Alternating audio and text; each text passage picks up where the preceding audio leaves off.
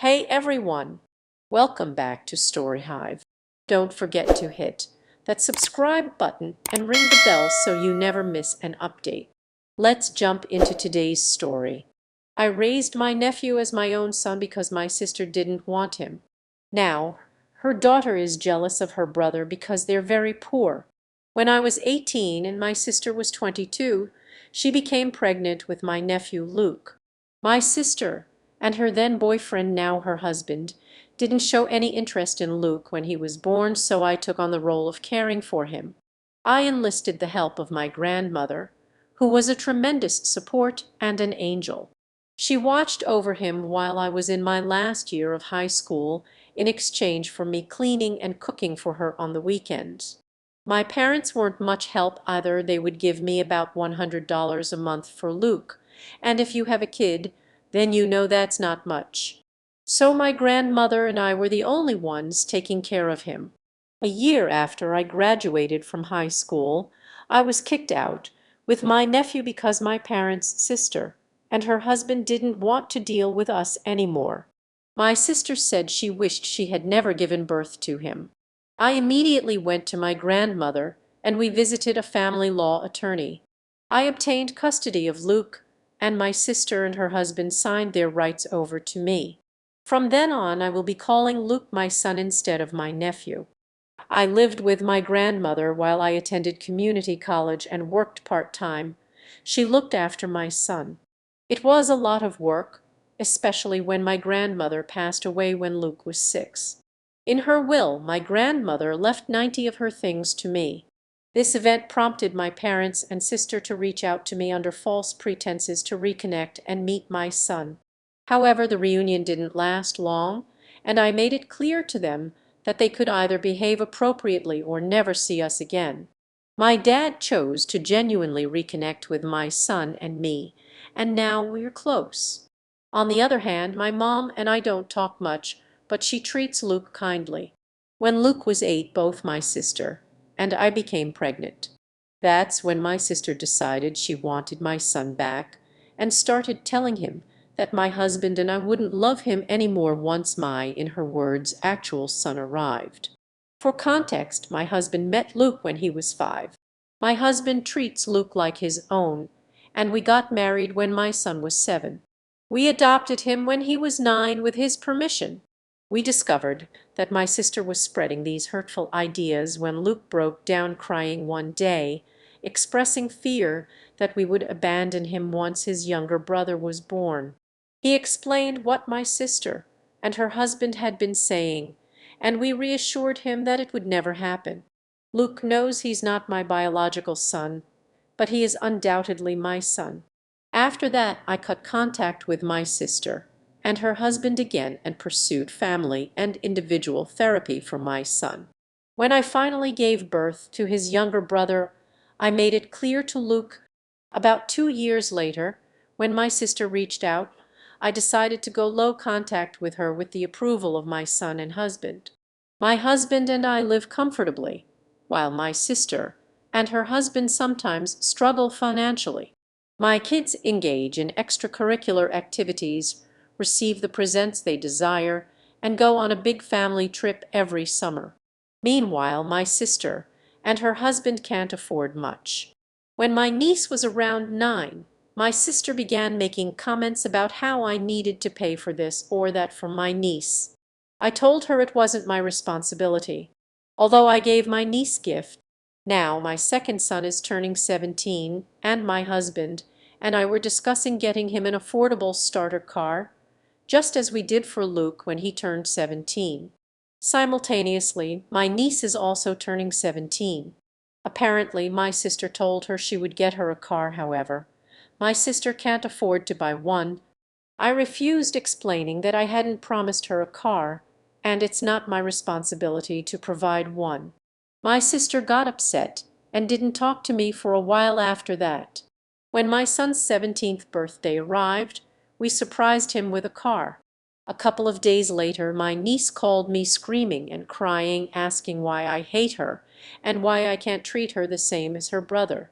Calmly, I explained that things were different, that her brother is my son, and while she is my niece, I can't buy her the same things as my son. I clarified that as an aunt, my role involves birthday presents, Christmas presents, and showing up when it matters nothing more. I emphasized that her brother will always mean more to me than she ever will. Despite my calm explanation, my niece continued yelling and accused me of being unfair before hanging up. Subsequently, my sister called to berate me about doing more. I pointed out that if she hadn't promised a car or my money to my niece, none of this would have happened. It's been a couple of days, and I'm receiving calls from some family members and some of my sister's friends calling me nasty names and other things. I do feel a sense of guilt because my kids did grow up with more, and I suppose I could have helped more. So am I the jerk for what I said to my niece? Update 1. To get some names in order, I will be addressing my niece as Emily and my youngest son as Justin. 2 days after Emily's call, I decided to meet up with her. We met at a park that's a few minutes away from my home. When we met, Emily seemed normal but a little bit tired. I told her I didn't mean to hurt her in any way, but she needed to understand it's not my job because I'm not her parent. She said she understood that but was jealous that her brother and Justin got everything they wanted. I told her that first, Luke isn't her brother but her cousin. Second, they don't get everything they want. They work for it, they get good grades, do chores, and stay out of trouble for the most part. I then asked her the real reason for why she was acting this way, as she never had a problem before this. She started crying, saying it wasn't fair that Luke and Justin get everything they want while she gets barely anything. She claimed that Luke lucked out in life by being adopted by my husband and me. She asserted that she deserves to have what my sons have. I have to take care of her too. I told her that she is part of my family but not my child. I do love her, but she's not my responsibility. I then asked her why she feels so strongly about it. She said that even though her parents take good care of her, she feels like she's just an obligation to them. When she sees how Luke and Justin were raised, she gets jealous because in her eyes, we don't view the boys as an obligation. According to her, we are family that's always together, always working through problems and helping each other. Even though I stayed in her life and took her out with my family, she felt second place and believed that since I took in Luke, I should take her in with no problem. I told her that while I understand her feelings, I'm not going to treat her as my kid.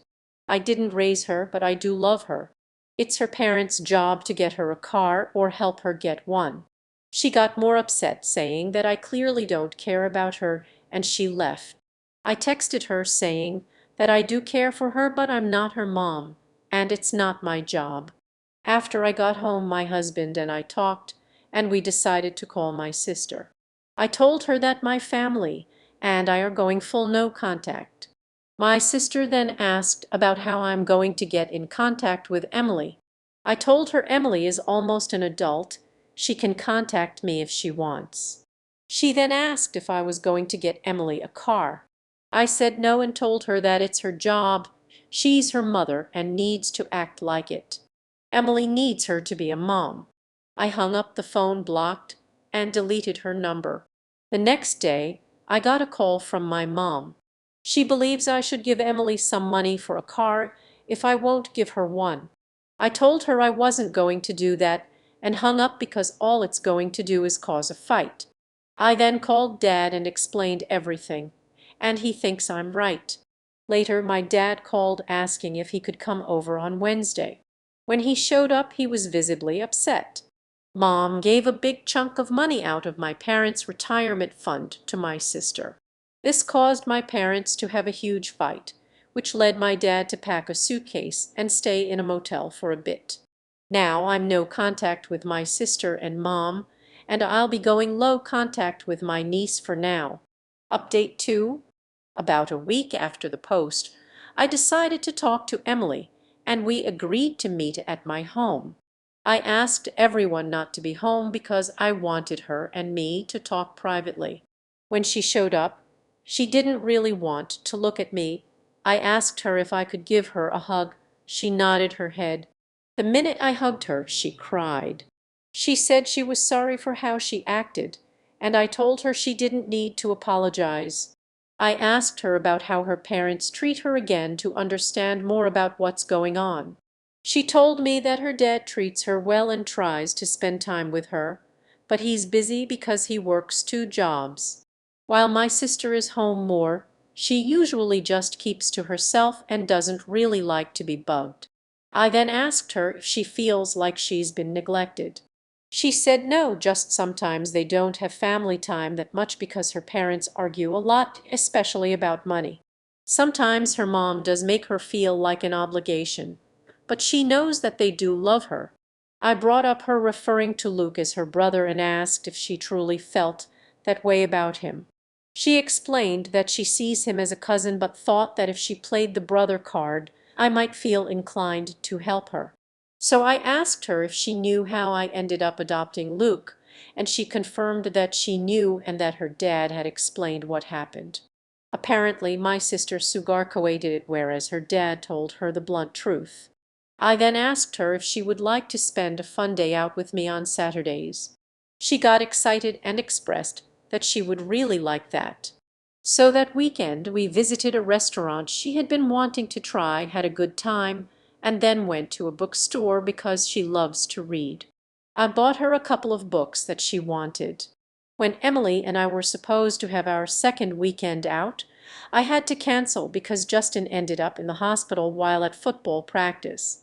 He got tackled, which knocked the wind out of him and caused a bad asthma attack.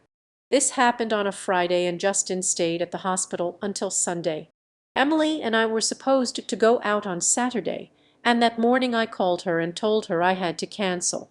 Before I could tell her why, she started yelling at me, saying I never cared about her, and hung up the phone. I tried calling her back, but it went straight to voicemail. I then sent her a text saying that I didn't mean to hurt her, but Justin was in the hospital, and that we can have our day next weekend, but I never heard back from her.